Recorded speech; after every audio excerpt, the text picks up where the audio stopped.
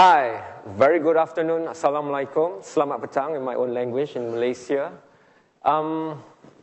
First of all, this is not going to be like any other session, because this is the Gen Y. That doesn't mean that if you're not Gen Y, you should get out of the room, but that means that you should stay, because we're going to do it a bit different. There were formats given to me, there were briefings given to me, but because this is the Gen Y topic, I'm going to do it the Gen Y way. But before I do something crazy, I would like to have other people with me on stage, and these are very, very great people. Please put your hand together for the panelists for today. The first is Magath Wade, the founder and CEO of Tio San, USA, but she works in 3 continents of the world. Then I have Chokri Musawi, founder and chief executive officer of Eternal Sun from the Netherlands. Eternal Suns mean you're going to have clean, renewable energy forever. So that's great. And then we have Ibrahim Patel. Thank you so much, Ibrahim, for making time. He wears the WIEF badge because he's the chairman of WIEF Young Leaders Network. And we have Asil. Where's Asil? Asil Atta, the most gorgeous of all. Chief Executive Officer of Leeds Associates, United Arab Emirates. So when I Googled up Asil, I was like, gee, I don't even have all this D&G, Alexander McQueen, so, this is just a Malaysian designer.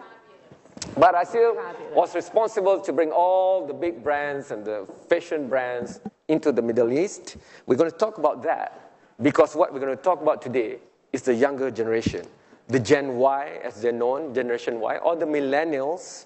And the topic given for this panel is, how do you retain them? They are perceived to be very difficult to work with because they're not loyal. If they jump 3 companies in 2 years, that's a good thing. Then they want more money for less. But is that really what Gen Y is all about? So because of that, I want to please ask you to indulge me. And if the good technical guys can play this song, if you can go with me with the rhythm, because this is what the Gen Y will do.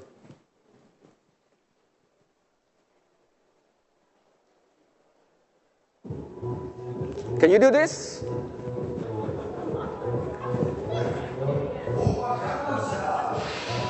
Thank you. I don't want them to have a heart attack. No, I'm not going to ask you to do it. But that's just one example.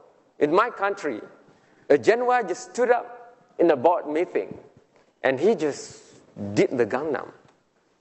And he brought profit for the next financial year that was out of the universe for that particular company. But if we had judged him for that particular moment of being crazy in a boardroom, the profit wouldn't have come. So my first question to all my panels, yes, Magath, I know you requested to be the last, so I'm going to go with the most gorgeous first. It's very simple. Each of you will only have 2 sentences to answer me for the beginning. Is the Gen Y a threat, a problem, an issue? Or I believe that they are the best that this will have to save humanity. So I throw that to you first, Asif. First of all, Assalamu alaikum wa rahmatullahi wa barakatuh. I'm delighted to be here and share this esteemed seat with my panelists. To answer your question, Gen Y is the reason I live. Gen Y is our future. Yeah. They are absolutely the foundation of our sustainability. They drive innovation, they're inspiration, and they're what leads us to succeed. Ibrahim? I know you said be crazy, right? So what I've noticed is everyone taking photographs of me. Can I please just take a photograph of everyone? So when you look up on Facebook, you'll see what it looks like to be up here. Typical Gen Y. Now, your introduction, you did the Gangnam Style, which is fantastic. Gen Y is the future.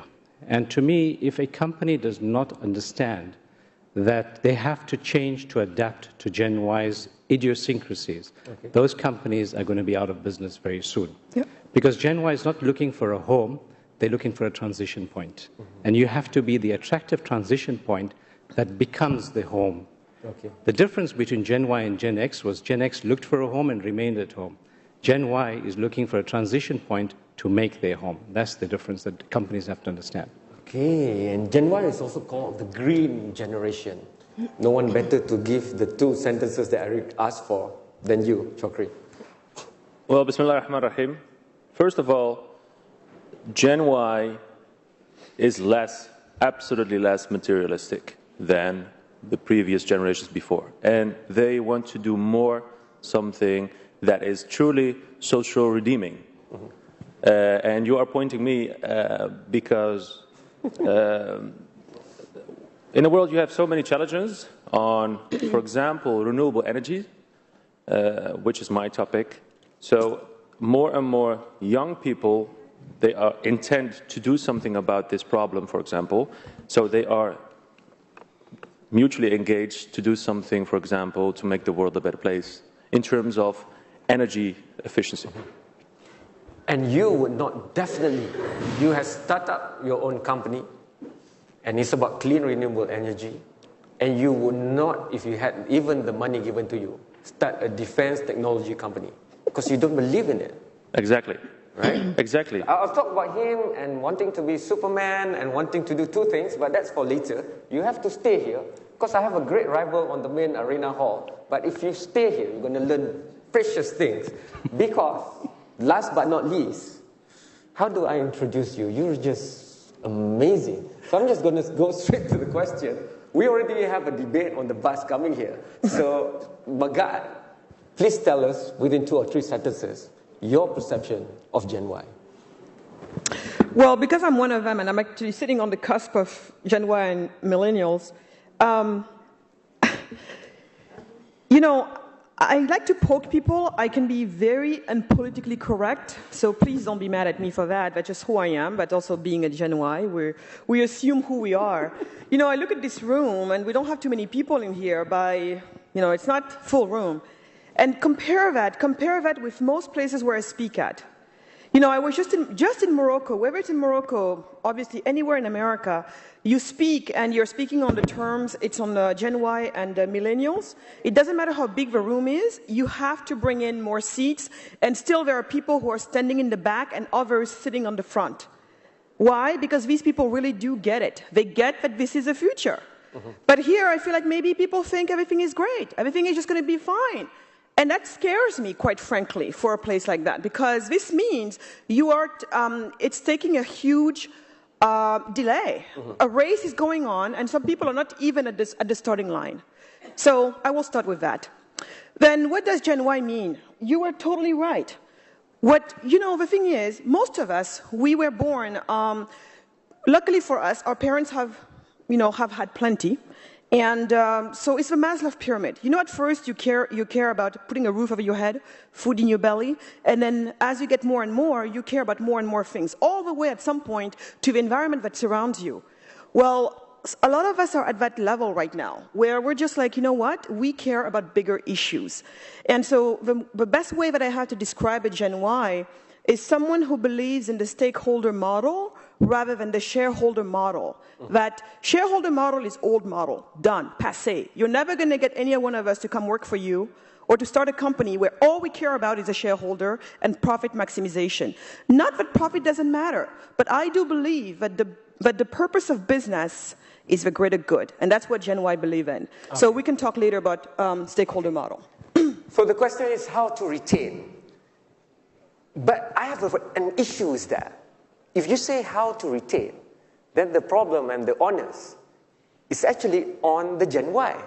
I'm going to turn that upside down because I think the question is, would the institution and organization, the company, change to transform to accommodate Gen Y?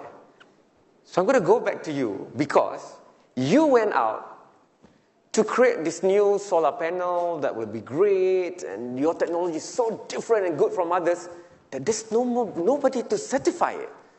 But then, because there was nobody to certify it, that now becomes your vocation. You solve other people's problem by certifying things like that, up to 99% absorption of solar energy. I didn't do very well in my maths and chemistry, but you have to change because you make new things work. Maybe that's a reason why Apple and Google gets more Gen Y because they get it. They make their organization work for Gen Y instead of making Gen Y work for them. Can you please illuminate us? Yeah, so my partner and I were developing 3 years ago a new type of solar panel that was very high in efficiency and reliable. But at a certain point, we had to certify and validate the solar panel. And we couldn't find any accurate measurement equipment in the industry. Typical Gen Y, we don't accept status quo. If it is there, it's too expensive. So we said, we should make something to enable us to certify and validate that panel. As such, we developed an ugly prototype in a few months' time. And at a certain point, the professor came to us and he said, you guys have reached the highest norm of an international standard of sun simulation technology. You guys are able to simulate sun very effectively. So if we have followed convention, even though you have a good thing, but the best expert in the world at that time saying, we don't know how to quantify that. We don't have metrics for that. Then that would have died. But because you don't take no for an answer, yes, that's exactly. now. Exactly. We didn't accept the status quo. We said, we should do something which is way smarter and cost efficient.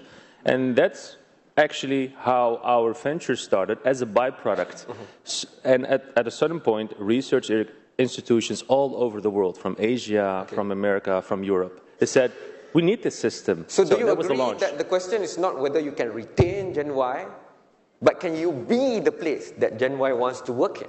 Exactly. Or contribute to? Yeah. I'll go to Ibrahim on that. I'm telling you because I like having lesser people, because that means you're very passionate about this topic, and when I sit beside you, you're going to have views to share. But I give Ibrahim the time first, because you want to talk about 5 things that you want to make clear. Well, I thought I'll just share some lessons that I learned along the way. And the first lesson I learned when I was a young guy, so it tells you I'm a little old now, but the first company I worked for was a financial institution. And my line manager used to call me up every week and do a KPA and performance level assessment, and I was doing quite well. And then after a year, he calls me into his office, he does a performance evaluation, and at the end of it, he says, well, you're fired. And I thought, no, everything's fine, and you're firing me, so, I'm doing so well, and here you want to fire me. And he says, well, you're wasting your time here. And I thought something was wrong. He says, no, you're wasting your time by being in this company. You need to go off and do something else. And that was the biggest lesson I learned in life, is give someone the opportunity to explore their talents and give them the ability to extend themselves. If he had not fired me, I would still be working for the same company. And that is the difference, that when we are we're running our companies from a business perspective, so you asked how can business adapt itself to attract Gen Y, we must be able to fire our best talent. We must give them the space so that we can get rid of them so they can become better. And that is the only way we can attract the good talent, because someone will come to work for us knowing that we'll give them the opportunity to extend their talent. And that's the best lesson I've learned. I want to link that to reality. And you're the best to ask this, because how do we get new designers? I know New York is fine as a fashion icon and Paris, but maybe for us we need it to come from our own creativity. I remember just 2 weeks ago in Kuala Lumpur, speaking to this young lady who dropped everything else because she just wore purdah and she can't be active anymore because there's no fashion that she can go to the gym or run a marathon with that she's comfortable with. She had to develop her own line.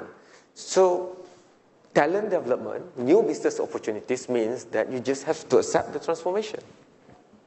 Can I comment on a couple of things, actually, as I'm listening to my panelists? And it's interesting you talk about Gen Y and all of that good stuff. But I think, I was raised with very strong foundations, principles, a set of values and belief, which has been instilled in me by my wonderful father, Allah yarhamu. And that is the humility, the respect for others, the need to be compassionate, the need to give all of your learnings. And the more that you have, the more that you give back. And this is something that really has resonated with me and my family all of our lives, and has been the philosophy in which I run any business. It's not really about Gen Y, X, or Z. It's about simple respect. And if you look, I'm going to address two things, and if you give me this opportunity, please. When you're talking about retaining talent in corporates, it's not really about the Gen Y. It's that simple engagement of the employees, that emotional connectivity that you have that drives performance. I have been in many businesses where at the forefront it's been about profits. I see myself as a transformational leader. I see myself as always one that confronts and tries to bring change into any organization. And it's interesting because they always ask me, what do you mean by bringing change? How do you transform? And I say I'm nonconformist. That means for me, profits are never at the forefront of my leadership style because they come as default. I spend 100% of my time engaging, motivating, training, developing, respecting, nurturing, promoting, sharing, rewarding with every single individual in my business. And I think regardless of the generation and age, when you have basic decency, humility, and you represent values that drives any business, regardless of who you are, because everyone, as a human being, emotionally engages to you. Social responsibility is a tremendous pillar in my business and has always been something that I lead myself with. And these are the factors, right? The second thing I'm going to bring to the table that I'd like to share with the audience, it's fascinating to me that we're today talking about retaining talent. In the other room, it's all about finance. And look where we're at. We sit half empty, and I'm sure if I walked across. So that is the absolute fundamental, because everything is driven by profits. Yet when we're surrounded by a room and everything we touch, we wear, we dress, everything around us is as a product of a creative who spent a tremendous amount of time building this. I left 20 years of corporate 12 months ago with a crazy vision that I worked on for 7 years, is to scout the best talent. I'm an Arab. I'm from the Middle East. I'm Iraqi. I have Persian and Indian. And I wanted to share my experience with my partners, over 100 years of amazing experience, industry experts. I have a network of over thousands of senior people globally. I can affect change. I have wonderful accolades, number 55 out of 200 of the most powerful this and that by Forbes. All of that. And with that, I thought what I'm going to do is I'm going to invest this back into the future generations. So I went around and for 12 months have been trying to get an investment fund that scouts talent. We support them financially, give them an infrastructure, and I'm looking for my next brand, my next genius, my next creative, whether it's in art, architecture, or fashion design. 12 months I have pitched this business that is supported by dynamic individuals with great expertise. This business plan, which means it's about sustainability, sustaining an economy, creating an industry, creating legacy, building opportunities. With every single investor that I have pitched to, all they care about is how much of the soul of the individual they can own, how much of the IP they can control. They have absolutely no care or understanding or respect for the creativity or interest to invest, because unfortunately we're in a world that's profit-led and doesn't respect. Though it baffles me that we come from a region of heritage of hundreds of thousands of years. Yet today, for some reason, why we can't see the potential of creative talents, why we can't see that they're the future, why I cannot convince an investor to create legacy, employment opportunities, manufacturing, production.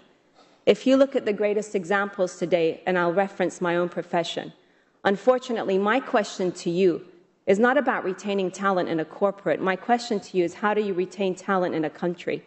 How do you keep your talent in so that you can organically grow and develop and sustain an economy? When I can reference to you the greatest examples, we have Zaha Hadid, a fellow Iraqi architect, very famous and prominent. But she went out to the UK and claimed her fame and references British. Elise Saab, which is from the region, prominent couturier, but Paris claim him as their own. And Reem Akra, the UK and the US, Hussein Chalayan, Rifat Abs, 100 people. Unfortunately, we push these talents out because they have to go elsewhere to get the fame for us to then believe in them. Why? So this is my feedback to you. Sure. I'd love to find anyone who can answer that question. Alhamdulillah, I found an investor. But the point that I had to sit there and convince an army of investors to see the true talent that can sustain their economy and build their infrastructure. Had I had an app for technology, had I spoken about tech, I would have gotten money without question. But because it's creativity, they expect to own the soul and the rights. So it's so difficult to do the right thing. Can I just answer that? I'm just going to Please you. go ahead. Please do clap for me. I totally think I deserve a clap. I'm so sorry I hogged your time, but I was compelled to say this because I've had just about enough of investors who want everything for nothing. Please. Totally agree with you. Oh, God. I Yeah. will shut up now and you No talk. need. I think it's great. First of all, I totally agree with you with not making it, Gen Y and all of that stuff, because to me it's more a state of mind than anything else. The problem that you're talking about, we encountered it because I am from Senegal, and I've started 2 businesses. My first one was beverages, and the one that I'm doing now is skincare. And the particularity of my businesses is that I find they're all based on indigenous assets of mine. The beverage was about beverages that we drink from way back when I was a kid in Senegal, the hibiscus. And now my skincare one is inspired by the traditional recipes of the traditional healers. And on that one, by the way, the key ingredient in my skincare line is, I think you guys all know it, it's the Nigella sativa, the black seed oil. It's very big in our culture, because I'm a Muslim, so it's very big in the Muslim culture. So that's what's at the heart of the skincare company that we have now, and we're about to go national with the biggest high-end department stores in the U.S. But to go back to what you were saying, to me, what I have spent my time doing is really identifying around the world what I call the cultural creatives. Cultural creatives is this demographic of individuals. They're consumers, they're investors. These are people who really, their main concern is about ethics, is about sustainability, is about this product or this service, how is it going to affect the stakeholders that I was talking about earlier? So that's really where I have spent most of my time, and that's where we raise our money from. And with people like that, we have found it's actually the opposite problem. It's not a problem, but what you have is people who are eager to come in and invest. So I think, to me, it's like, okay, mainstream. Please share those investors. I will share them with you if you want to. Please so do. for me, it's where, there is a mainstream, and then there is, people on the edge, on the cutting edge. And they're not easy, and it's to find, but they're there. So I wanted to speak on their behalf. But you're totally right in what you're saying. What you describe should no longer be the situation. And I totally agree, 200%. It shouldn't just be about Gen Y. But Gen Y is a group. It is a generation. Demographics, age, it does matter. There are groupings to it. So how do you work with it? For example, in the 20th century brick and mortar company, you have the standard stacks and rows in your org chart. The chart that you have to refer to who's the boss, who worked for who, the company. So you go one line, then the other line, then the other line. And by the time you count from the CEO right up until the endmost line, that might be 5 to 15 layers. There's a reason why the startup tech company, Apple, for example, they have a concentric circle of the org chart. Because if you want to go flat across, it just maybe needs 2 or 3 layers. Things have changed. This generation will have to be acknowledged. While I agree there will be instances that you can go without creed, color, race, age, or anything, but this is the reality. The power that be in corporate companies, who are in them, who makes decisions, who decides on recruitment and talents, for example. These are the questions I'm now throwing to all of you, because I do believe all of you have some position or somewhere, or you're running your own company. Are we making sense here, sir? Would you like to share with us? Well, Can I have the mic? Thank you. Because I saw you sitting with my friend there, Ibrahim, Yes. my new friend. Bismillah ar-Rahman ar-Rahim. Yeah, I'll give you the mic. Bismillah ar-Rahman ar-Rahim. My name is Saeed Rashid Al-Suwaidi. I'm from Dubai Department of Economic Development. First of all, I'm glad to be here in this session and to hear about these views. And just you mentioned that what I talked to Mr. Ibrahim, my brother Ibrahim, that really we need to focus on this group of people. Because the two-way communication, I think, is the best way or the best approach to build on common ground between this group of people.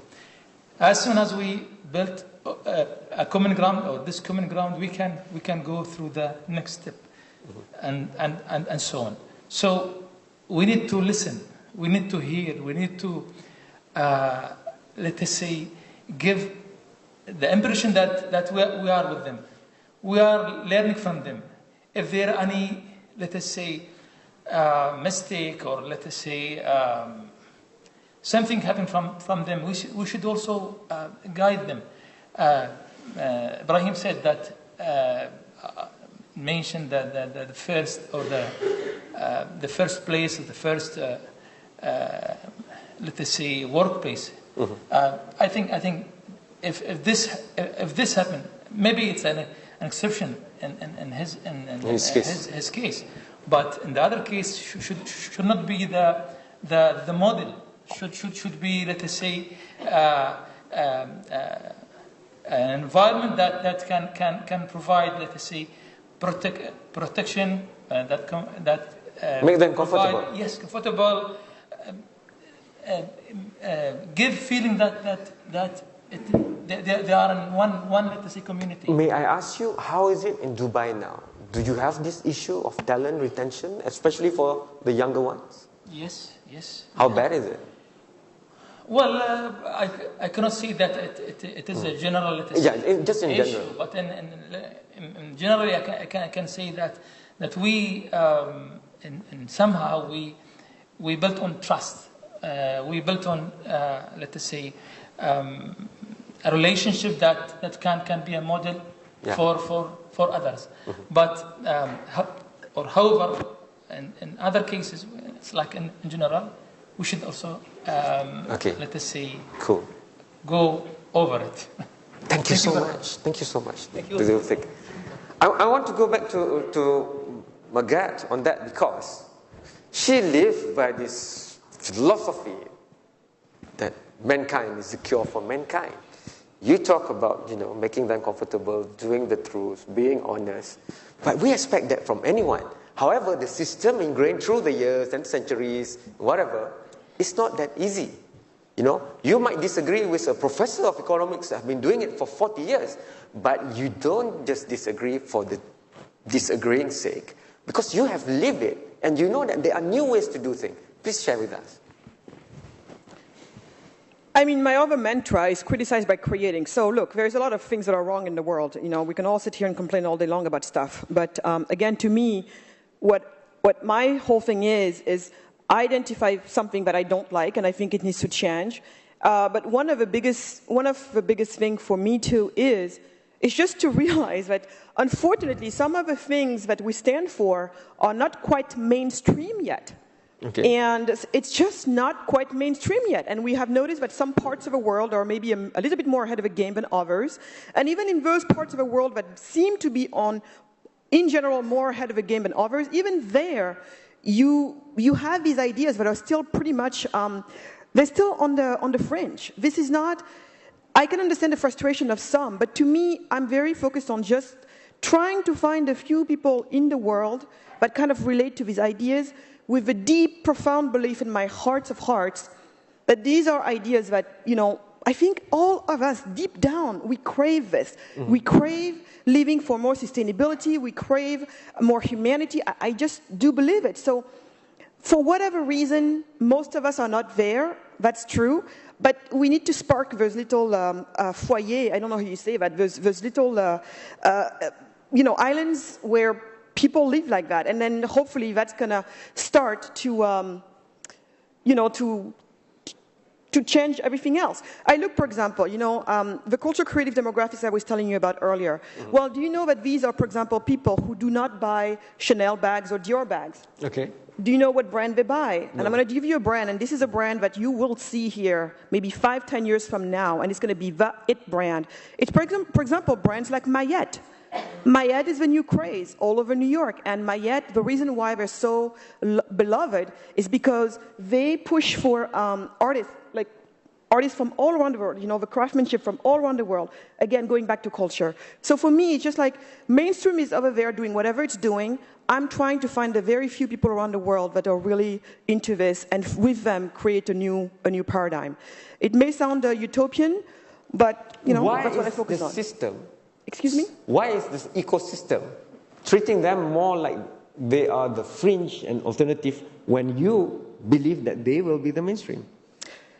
I mean, you know, again, when Apple started, you know, when Steve Jobs started Apple, his products were only being bought by a very little fringe, very obscure group of geeks.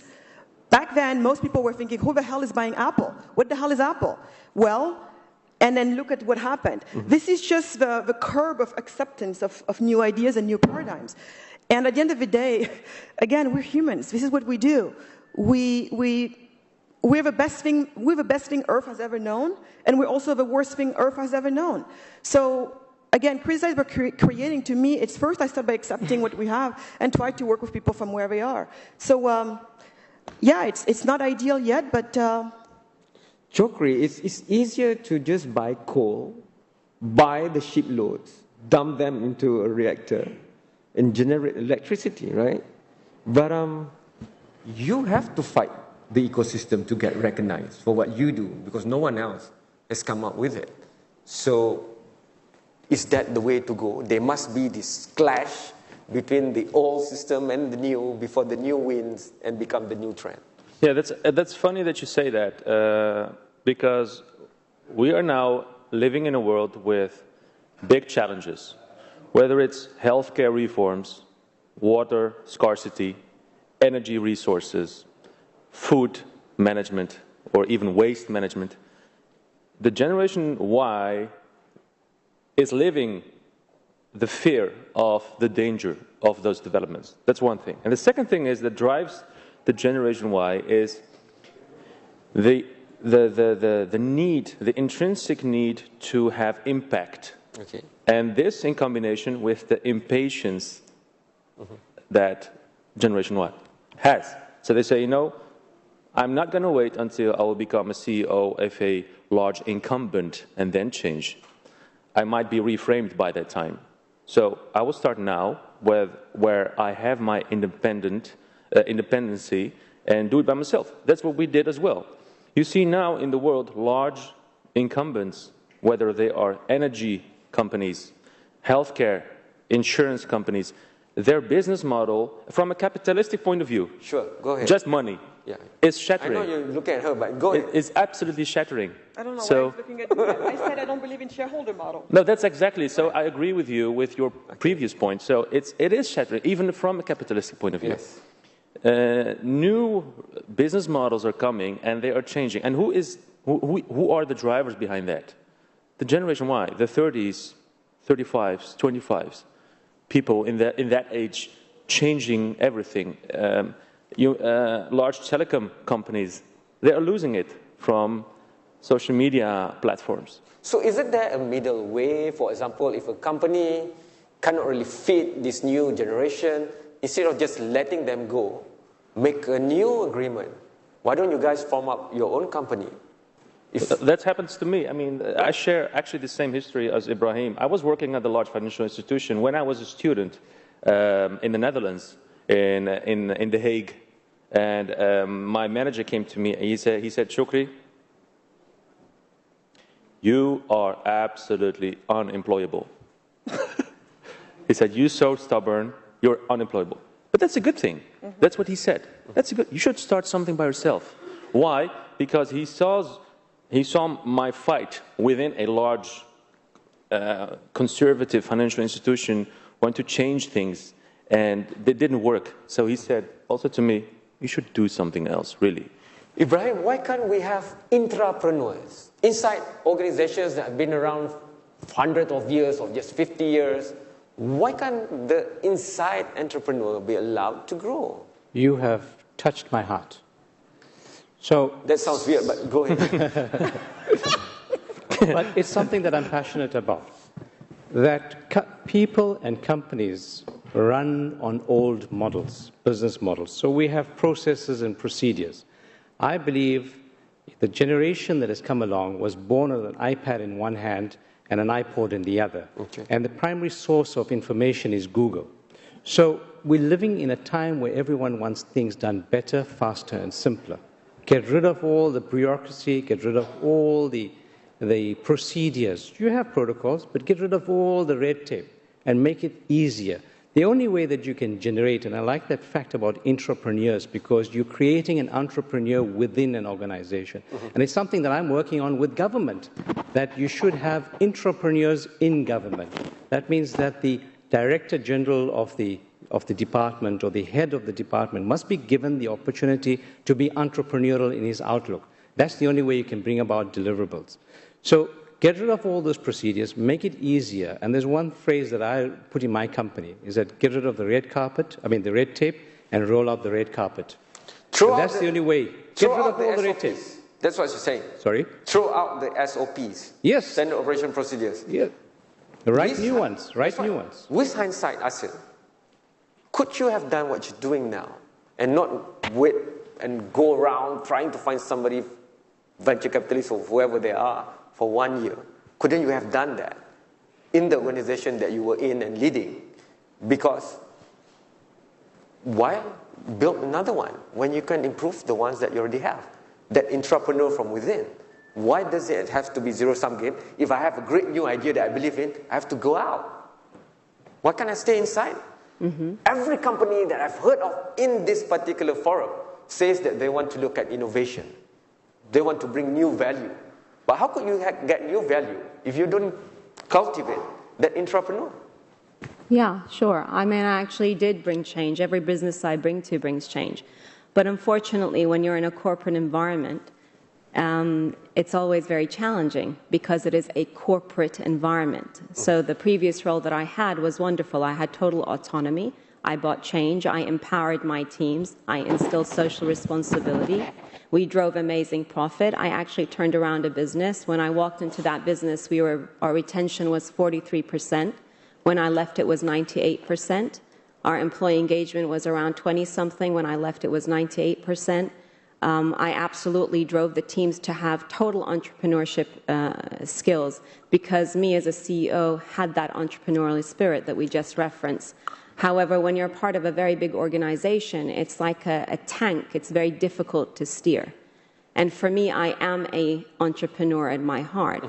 And I got to a point where I had maxed out and delivered all of my objectives, but I needed to give more, not just to the corporate that I was.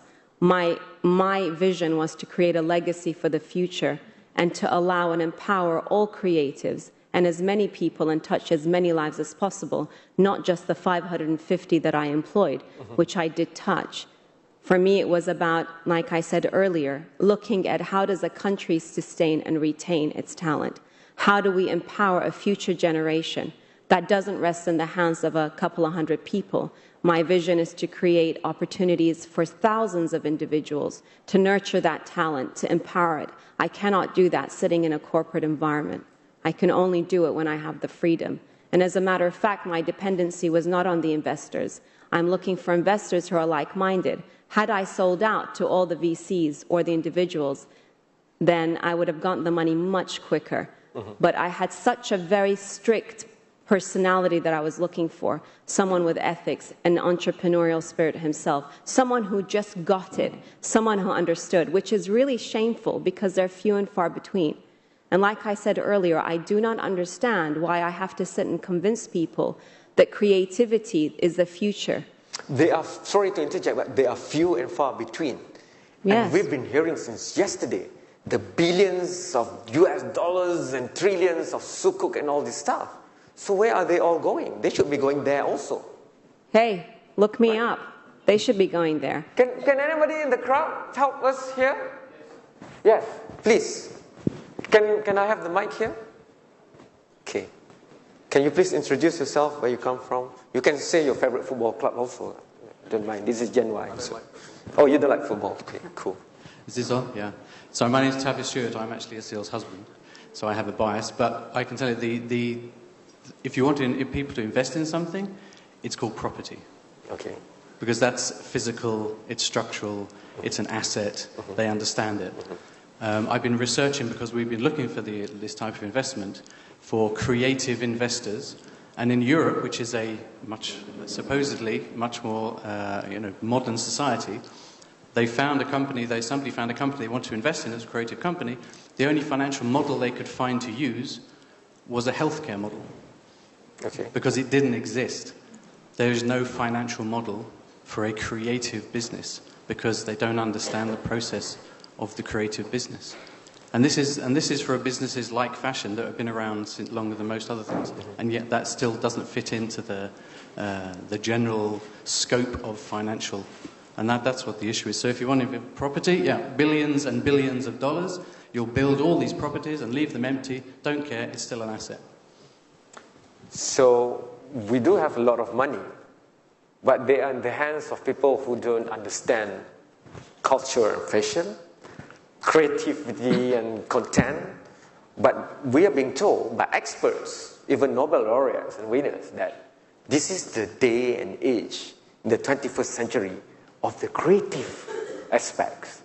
It's not just about a smartphone, but a smartphone that works for you, that looks nice in your hands, that ergonomically fits into your physical stature. So, are we at a crossroad? I would like to invite all of you inside this discussion because time is running out. It's all it is when I have great panelists. So I'll take one more view. Yes, please. It's always the lady in red. Okay. Thank you very much for sharing with us your insights. I have just two comments. One is with regards to, can a company retain talent? And more importantly, as mentioned by Ms. Asli, can a country retain talent? Because there are a lot of problems now with the brain drain issue. I think this is similar in the sense that when you're talking about Gen Y, they have different expectations. However, the current company, corporations, plus the public sector is ingrained in the old economy ecosystem. So there needs to be a change, a transformation, innovation. In terms of business model, standard operating procedure that you mentioned has to be cut off and removed, because I liken the talent as a software and the company brick and mortar as the hardware. Okay. So it's similar to using a version 3 software to a version 1 hardware. It will not work. So if you want both to move forward, you must make sure they are aligned and in the same step forward. Then you have to look at what are new business models you have to introduce, as mentioned by Asli, so that you gain not only for the poor talented officer, but also for the corporation and stakeholder, not shareholder. Thank you. Can we know who you are and where you come from again? Oh, I'm Sharifah. I'm Innovation and Nuclear Advocate. Can I also please invite... Did I hear that right? Nuclear? Yeah, nuclear. Okay, cool. I'm sorry because you mentioned about renewables. Yes. Can I please invite everyone to my book launch tomorrow at 9:30 by Tun Abdullah Badawi. It's on technological innovation as well as women and innovation, the UK experience at the Media Conference Centre. There you go. Don't just go for Sukuk. Go for books of knowledge. The tough questions goes to all of you. Who wants to go first? We need to charge for advertising. Yeah. No, this is a new partnership. Yes. I agree with you. So I agree with you 100% that you can retain talent because Gen Y, everyone wants to work for Google. And so we understand what is Google, what do they offer. Gen Y is unlike Gen X. Gen X went to work at 8 a.m. in the morning and was happy to work till 5 p.m. They worked their way up, their career was up the corporate ladder in the same company. Gen Y is quite happy to work for 3 months in one company and 3 months in another company while they build their experiences. Gen X, on the other hand, wanted to be in one industry, in one profession. Gen Y is quite happy to go cross-industry, cross-profession, learn new things all the time. So we need to understand that that's the kind of talent. To retain it, you have to change your company, to give them the ability to get that experience. So if you create your own Google environment, you don't have to have fancy couches or beanbags, but create the ability for them to give off their productivity at the time that they want. Gen Y wants to come to work at 9 a.m. in the morning, do what he needs to do, and go off at 3 p.m. If you give him the ability, or her the ability to do so, then you retain the talent. So your advice to the lovely Sharifah is change the country's administration and change the corporate administration? The problem is that when we created CEOs, and I'm not going to talk about countries because that brings me into politics, but when we created CEOs, CEOs remained in their seat and they believed that that was their right forever. We need to fire CEOs. So you should have that the CEO's contract should be for a maximum of 5 years and not more than that. Get rid of your CEO immediately after 5 years. Harness new talent. create the opportunity for the young person to come up the ranks and become the CEO of the company. Okay. So if you step aside, and this is what I've done in my company, is I've created the opportunity for people to become me, and step aside and give them the opportunity to do what they need to do. Okay. But you give them the experience, you give them the know-how, you give them the ability and the trust to do what they need to do. Okay. I want to go to Asil now. I want to give this phrase that Sharifah could identify. Bagai pinang di belah dua. I will tell you what it is later. But for us, can you please take the country side of that question? Can Ibrahim I has please, helped us with the corporate side. Can you say that again? Sorry. The country side. I mean, she asked about how do you retain talent in the country, not in corporations. Yes. You retain talent by getting the buy-in of the country that you're in, right? For example, me, I'm very privileged, alhamdulillah, to be in such a wonderful, thriving country with a great vision, very dynamic, ever fast-moving, probably the best place on earth to be. And so for me, that's why I chose to create my vision and my business in this region. I don't believe that we should continue franchising and always importing. I believe in the talent of our people, and I believe in exporting that talent. But that's not an easy mission to have. And, you know, every entrepreneur sets out with a very large vision, and implementation is always the challenge. But it starts in baby steps, and you have to have tenacity and resilience and that belief in yourself to drive that vision. And you have to just keep going. So I spend a tremendous amount of my time in meetings after meetings after meetings after meetings with all types, private, public, all sorts of sectors, championing that vision. But for me, it was the reverse, because I went outside globally and regionally and got the buy-in. I wanted them to understand the vision that I was championing. And then it started the process of investment. But you have to have the buy-in, and nothing's easy when you have such a vision, especially when that vision is about impact, social impact, creating employment opportunities. When you talk this big talk, it's very difficult for people to understand. And it's also quite overwhelming because I speak with tremendous passion. I believe in my culture. I believe in my heritage. At one time, we occupied a vast part of the world. We were part and responsible for the sciences, for art, for education. I absolutely, crazy or not, believe we have a lot to say. And that's why it's frustrating and baffling for me why I have to evidence that time and again to people when we actually are the example. But you have to have that resilience, and you have to start in baby steps. And the more people that you impact emotionally, hopefully, then your message and your vision becomes reality. If we scope it down to fashion and retail, we don't have from Asia to migrate and work in London, Paris, where the big catwalks are. For my country, Malaysia, Zhang Toy is in New York. Jimmy Choo had to go out of Malaysia to make Yes, unfortunately. So how do we reverse that? How do we say that you can stay here, but you can be great like that? Because you have to provide that infrastructure, that support, that industry creation. You must provide the support for this talent, otherwise they will. I scout and I have interviewed maybe over 200 of the greatest talents, whether they're in fashion, arts, and all types of design. And we always speak to them about the challenges. They say to me, I have no place to go. This is a region that's built on franchising model and joint ventureship. It's not built on concept creation and brand creation. So therefore, these talents go outside and they'll study in the best institutes. They want to come back and realize their vision. But they end up going to corporates and following brand guidelines. There is no infrastructure to house that talent, to nurture it, to provide it. And that's what you need. And it's only then, my friend, that you can affect that change. For developing nation, is that more on the shoulders of the government? It's both. It rests on the shoulders of the government and the private. The private have to also support this. They have to be responsible to supporting that innovative concepts. Why must we go out to create a food and beverage concept? Why must we go out to get a fashion designer from Europe and the US? Why can I not nurture and have 200 of the best talents regionally and have their stalls in the greatest malls? Why? Why do we become the last part of the priority? But Gucci, Fendi, Prada, and all these big boys, who actually, we sustain their economy. On the front rows of every major catwalk, guess who the buyers are? Us. It's not European, it's not US. Therefore, why must we do that when we can nurture our own? We should stand proud. We should have a flagship in the greatest malls as a local designer. And actually, the dynamic, and when I speak to my very good friends in Bloomberg, and when I speak to all my industry, the shift is changing. That hunger and need for that innovation, that concept, that uniqueness, because people yearn for that sense of individuality. The brands don't longer give that because everything is cookie cutter. Yeah. So we're right now at that cusp of that need. And that's why I'm saying you have to have the buy-in of the region. You have to have the buy-in of your own people. It's very frustrating for me when I hear designers say, I want to go live in Paris, I want to go back to London because they help me and they provide me. And thank God now you're here and you have a business and I can see. But we should all be embracing that.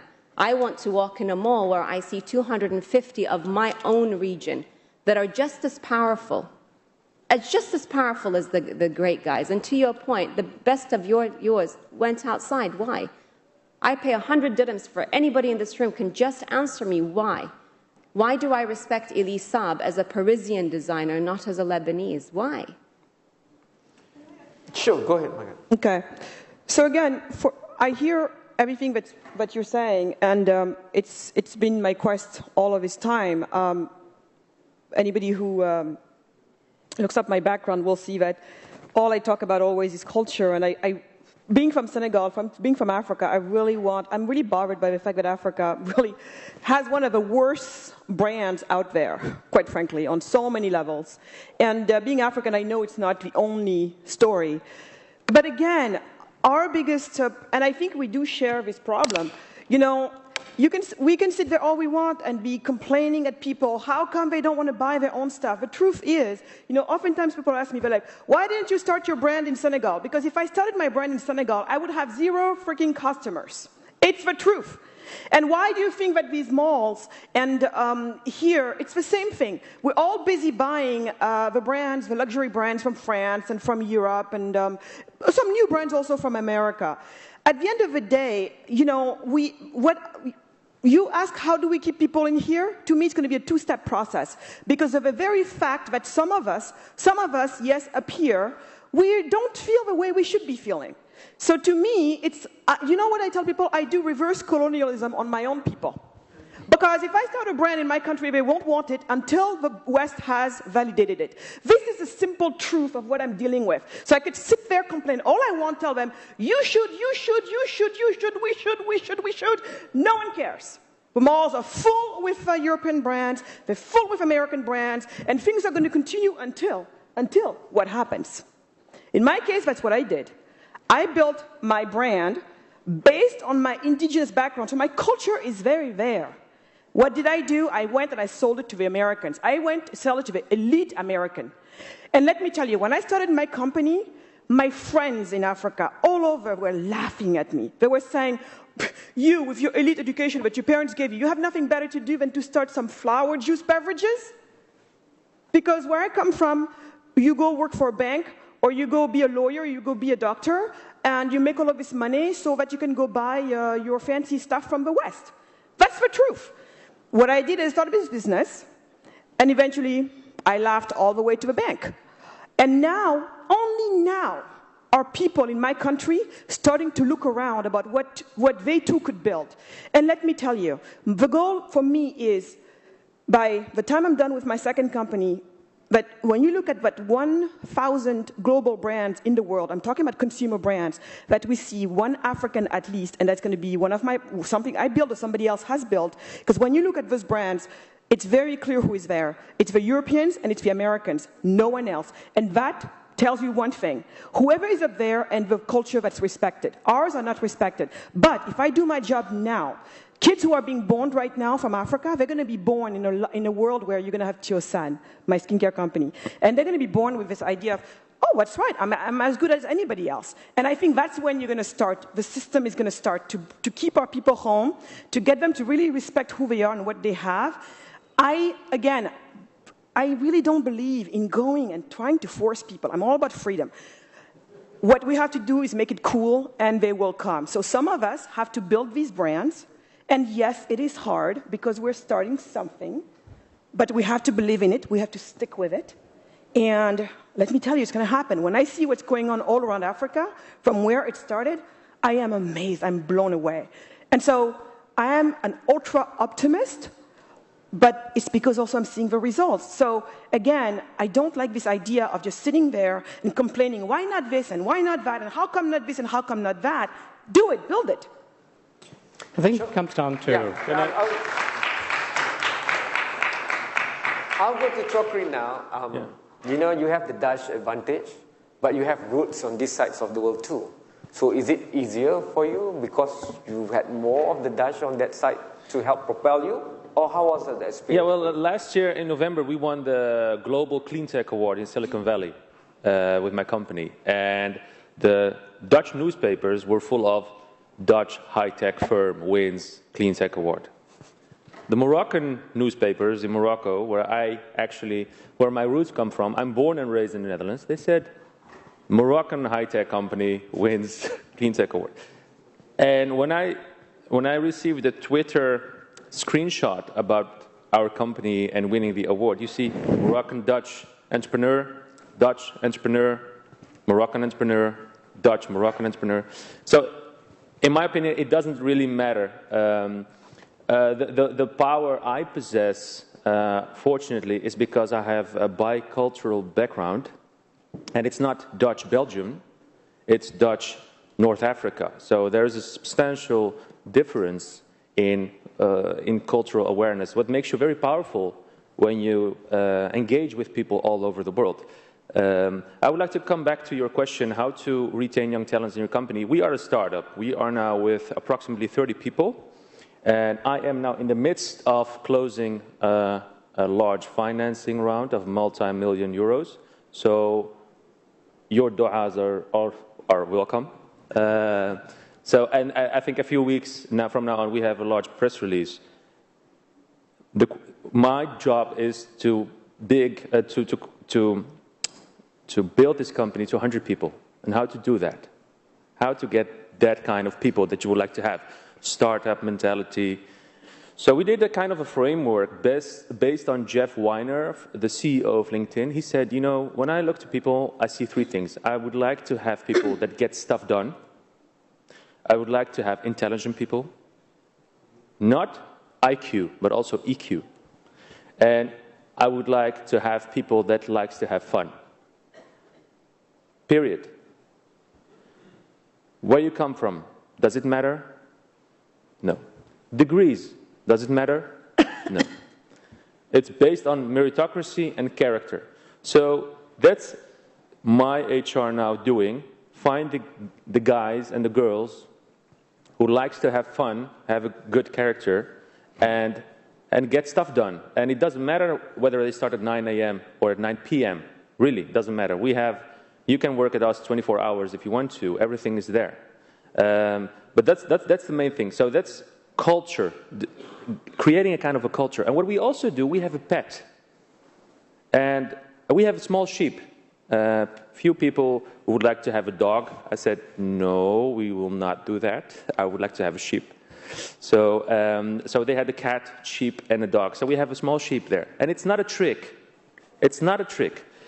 People are now emotionally attached to the animal over time because you need to create a culture of a family. And in a family, you don't have SOPs. You don't have processes. It's a very effective form of engaging together. And that's how you should nurture within your company and create the platform to have impact. You know, if you do this, this is the outcome. And it's all thanks to you. You don't have to share or give even away your, how to say this, your award or the gratitude that you should get to someone else because he's your boss. That's not the case in us. And that's what happens now in large incumbents as well. So Ibrahim told us about entrepreneurs. I am located at the largest technology incubator of Europe, which is in the Netherlands as well.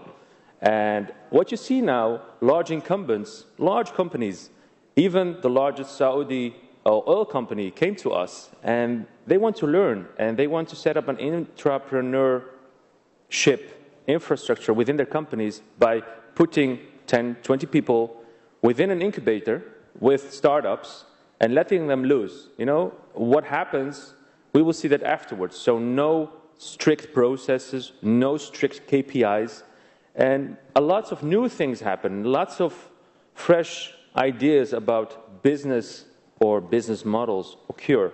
So that's another thing, how to create innovation, because it becomes now a container definition. Everything is innovative, absolutely everything nowadays. I think I agree with you, but I'd like to go back to what my sister had to say. It's about human nature. And amongst humans, the thing that we want is recognition. Not just recognition for our failures, but recognition for our successes. And so Gen Y is quite happy and very explorative to move to different countries where their talent will be recognized. And that is why you have this movement of talent. So we have a great deal of talent in our communities, in our societies. I mean, Rabia Z is a great fashion designer. She just left the room. And my brother Alim is sitting there in the back from the Philippines. I mean, the amount of talent that we've seen in our young fellows, the WIEF Young Leaders Network, I'm doing a pitch for the young fellows. The young fellows, we've seen talent from across the globe, 28 people that we bring together for a week, and we give them the ability to unleash the talent that they have within them. So we give them the platform. When you give a human being a recognition, that's when you can see their talent and retain the talent. So whether you want to retain the talent in your company or you want to retain the talent in your country, if you give them the recognition that they require, they will remain with you. And I learned a very, very nice lesson. The former president of India, Kalam Azad, gave an experience of his life. You know, many of you would know that he was a scientist, was responsible for the space program. And after having spent millions of dollars in putting up the satellite, and the day that the satellite was supposed to launch, they pressed the button and the rocket did not launch. And he was the head of that program. And after the government had given him millions of dollars to set up the satellite, he lost all the money. Immediately afterwards, there was a press conference, and the press now wanted to know who was at fault. The minister in charge said, I will go to the press conference and I will tell them that there was a mistake. You stay in the background. So he tells the head of the program that he must stay in the background, and the minister goes there and says to the press that there was a little bit of a problem, there was a technical hitch, but we're committing more funds and next year we're coming back again with the program. The next year, when they launched the rocket and the satellite was put into space, the minister called Kalam Azad and said, you go to the press conference and you tell them that it was successful. So when there was a failure, the minister said, you stay in the background and I will tell them it was a failure. The moment it was a success, he said, you go and take the credit for it. Now, when you do that in your company and you say to your person, you take the recognition for having brought that brilliant idea, you take the recognition for having brought out that project to a successful conclusion, that's when you will retain the talent. Yes, excellent. In your company and in your country. I have a question here from the floor, but I would like to add to that. Recognizing means also recognizing failures. What kind of organization would celebrate failures? Failures. But they're opportunities, not failures. exactly, but Challenges. who's going to tell the boardroom that? Come Yes. I tell you? Yes. I like telling stories. Go ahead. So I'll tell you another story. Sure. I just heard this last week. A hospital in the US, Research Institute, they have $1 million equipment. And one of the technicians was working on the equipment and caused a problem to the equipment. So the equipment broke down. It cost the hospital $250,000 to repair that equipment.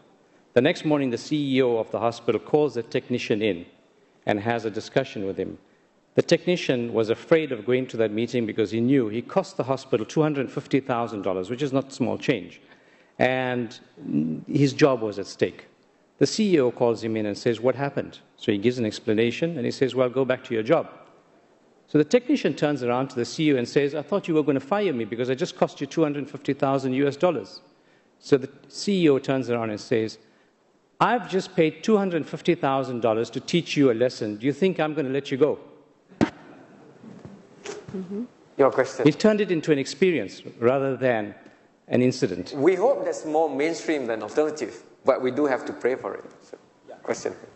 Thank you, Brother Ibrahim Patel, for the introduction earlier. My question is, it actually goes back to... can you tell us who you are? Anybody could answer, but maybe Magat and Asil could highlight on this. And you are you are from the Philippines? Yes. Your name is? Aline. Aline, okay. My question is, were there also initiatives that empower entrepreneurs from the place where you came from? And what were the challenges that you encountered and how you managed to get the result that you desired for them? I think, I understand the issue here is about retaining young talents, but were there also initiatives to empower new talents and young talents in your respective area where you came from, like in Senegal, for instance? Can you... I'm having a hard time hearing well because of the microphone situation. Can you... Examples of young talents being retained in each of their experience? Just an example of how you yourself influence the retainment of young talents of Gen Y. Yeah, each of you, yeah. I'm going to answer that, but before I go there, there's something else that I wanted to bring up, and especially the notion of failure.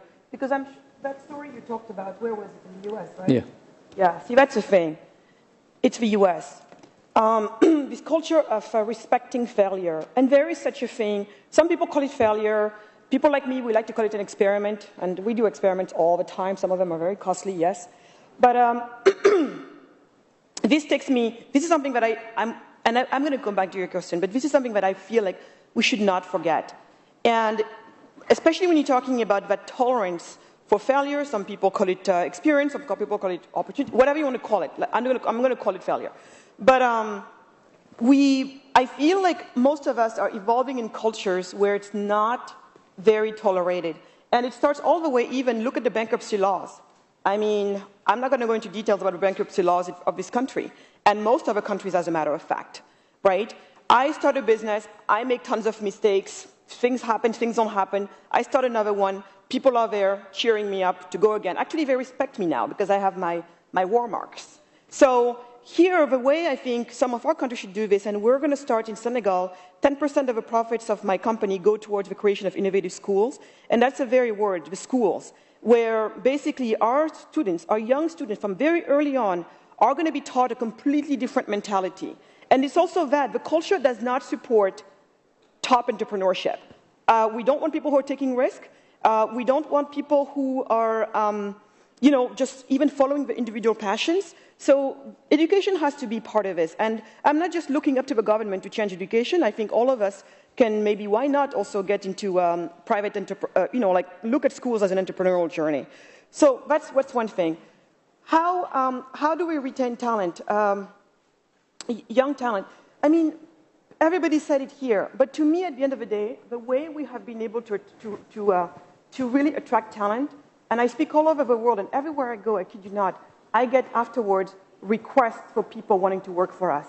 Why do they want to work for us? Not because we can pay them tons of money. I mean, this new company is just getting started. But it's because why, and something we haven't talked about here, it's because people are dying for purpose and meaning. People are dying, for purpose and meaning. That's at the core of who we are, I believe.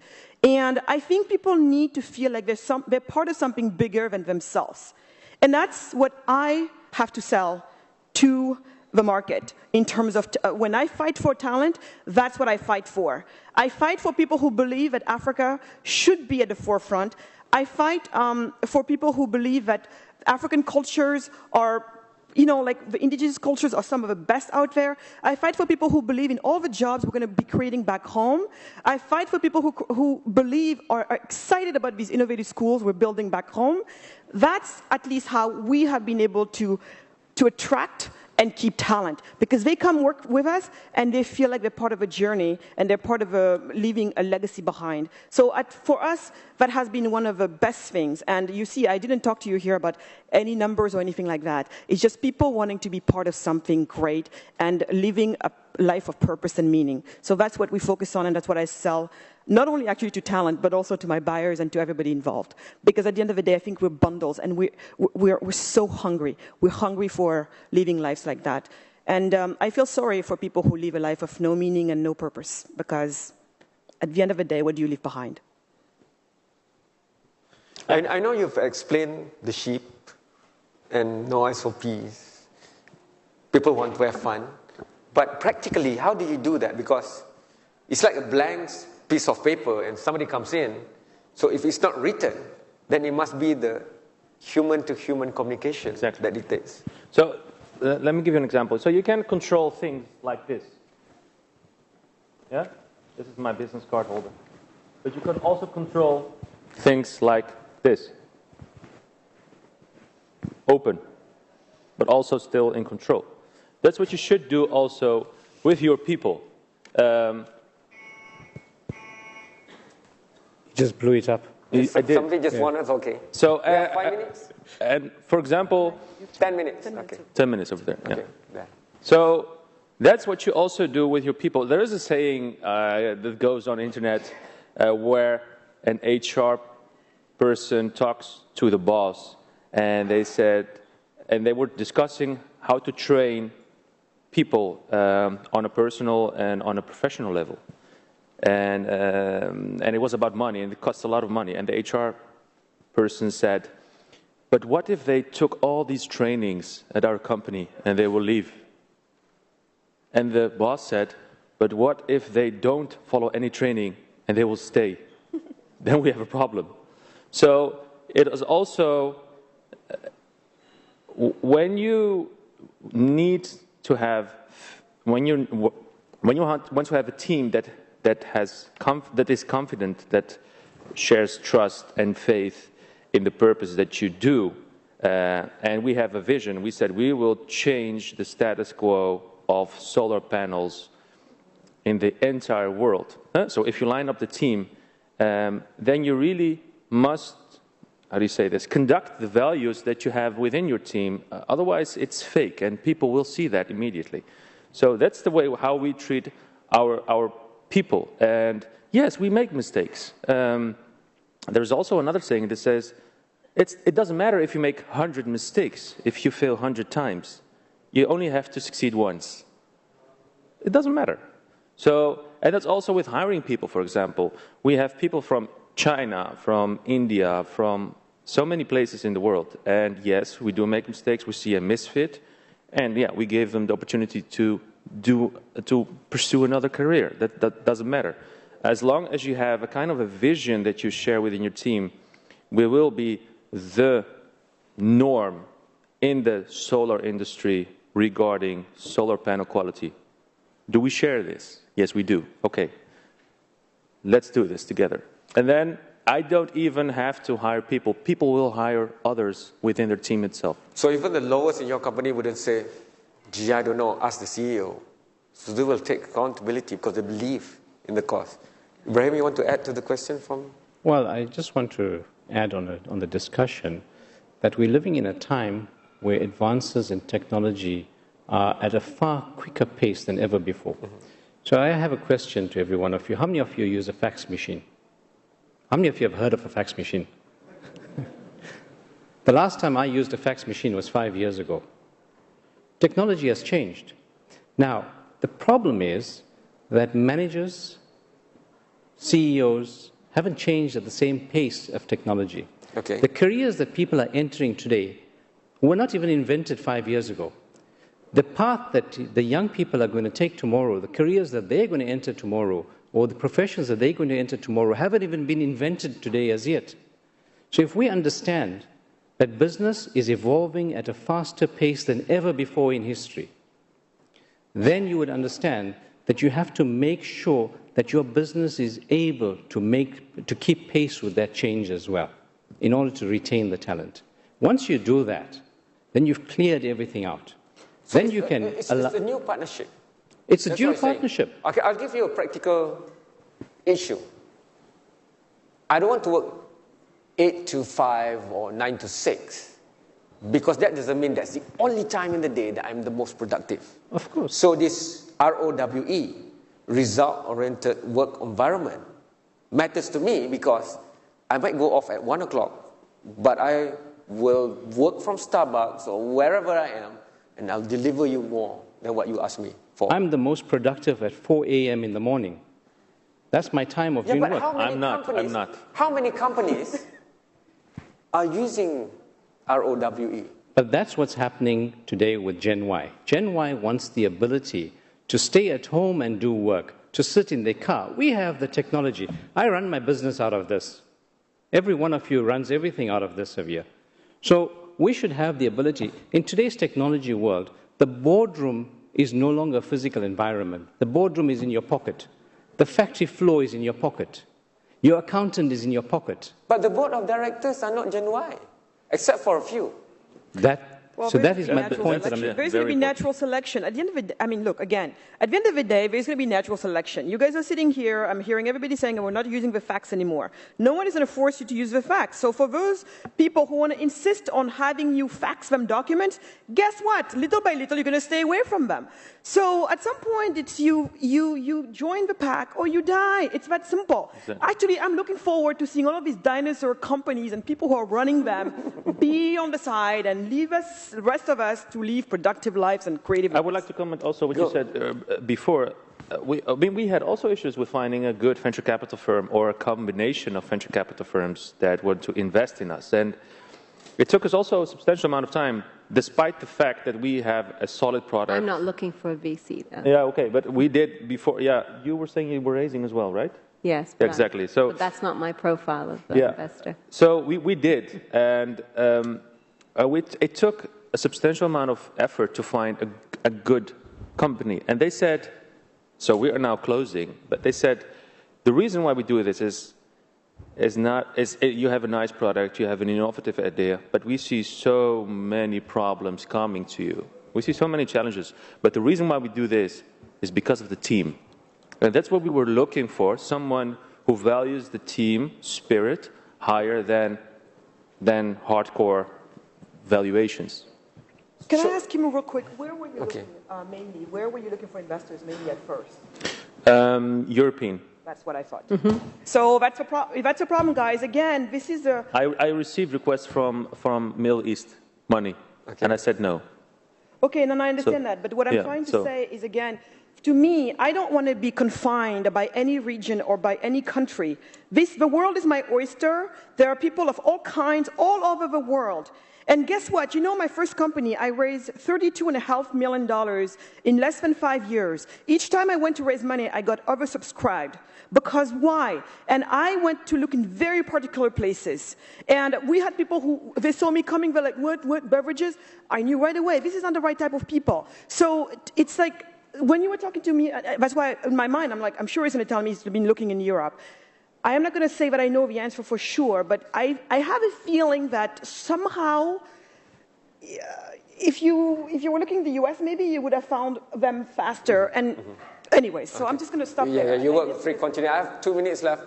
I feel if it's difficult for a clean technology company, which is easier for venture capitalists to see, beverages or luxury goods, but creative stuff, designs, content, music, fashion, then how do you plead your case to the Gen Y? Because they might be with you, but there's these hurdles along the way that's stopping them to match their talent, their creativity, their future to work for them now.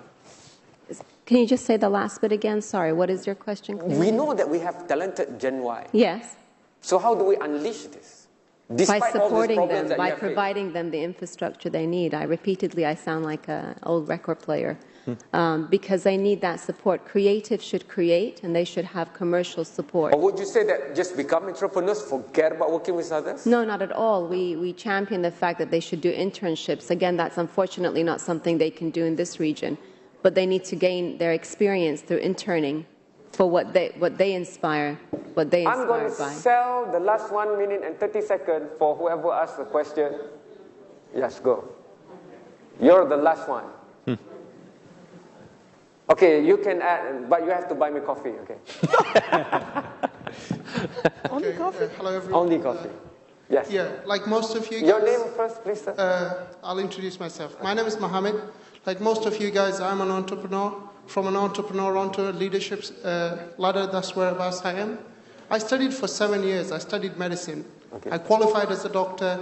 And when I qualified, I worked for less than 3 months. And the next flight I took, I was in Afghanistan. I was building roads, schools, and hospitals. When I was in London, in Britain, when I started my business and the things that I do, it was much more easier. We had a community. I have friends, we have events, I can go to incubators, there's a lot of support. My question would probably be targeted at Ibrahim, and that is more specifically in regards to what we are doing today at the World Islamic Economic Forum. As a young future leaders chairman in this conference, how could I connect with the SEAL and people like yourselves, and how can we all work together, collaborate, learn from each other, and step by step, and we're all global citizens, and how could we actually bring all this together between us so we can teach the future leaders, and at the same time we achieve that global leadership in the world. Get it? How do we work together, all these like-minded people doing great stuff? I know it's zero. The coffee that you're going to buy me, I'm going to bribe the organizers, so they will give a few more minutes. Yes, please add before I go to Ibrahim. Just as a final thought. Yes. The thing is, again, I'm glad you're making this decision. The mic, please, sir. The back cannot hear. There is a negative side, and there is a positive side from retaining, let us say, talent. But we need, as I mentioned from the beginning, we need to focus on the common ground, on the best practices. So we have a problem. We have, let us say, best in class. So we need to merge the two types, the two parts, in one, let us say, common ground, and we can learn from this. So we have a problem, but in contrast, we have let us say positive things. Let us merge the two things. Make sure it's expensive coffee there. You have the closing. I thought I was saved by the bell, since I don't have to answer that question. Okay. So let me give you a quick example. There were two things I was going to both of you. The young fellows, we have a young leaders network. So we have programs that we do during the year. But in terms of creativity, we've already identified that creativity is the next wave. So if you go to the Mina Salam Hotel on the ground floor, we have a young artist and creative talent exhibition where we have started to equip creative people, fashion designers, photographers, to become more commercially viable so that they can prove their case, that they can say, we are doing art, we are doing creativity, but there's a business model behind it. So not only have we given them the space to exhibit their product, but for 3 days we ran a Mocha Fellows program, which gave them the tools to become commercially and business viable as well.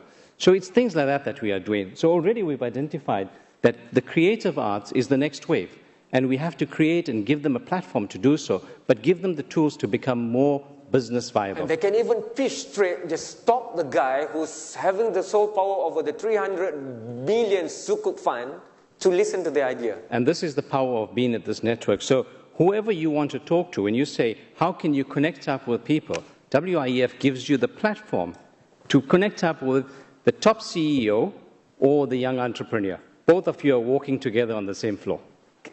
Can you, for my closing, play that song a bit again? A bit only.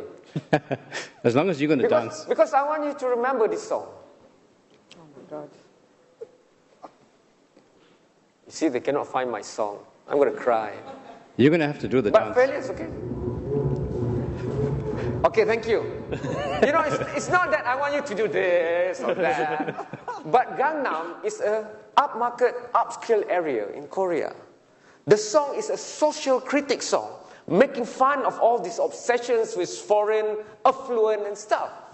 And the best of all, the same guys that was being criticized in the song, they were dancing to the Gangnam tune. So it's not a zero-sum game. It doesn't have to be confrontational. It can be the Islamic way.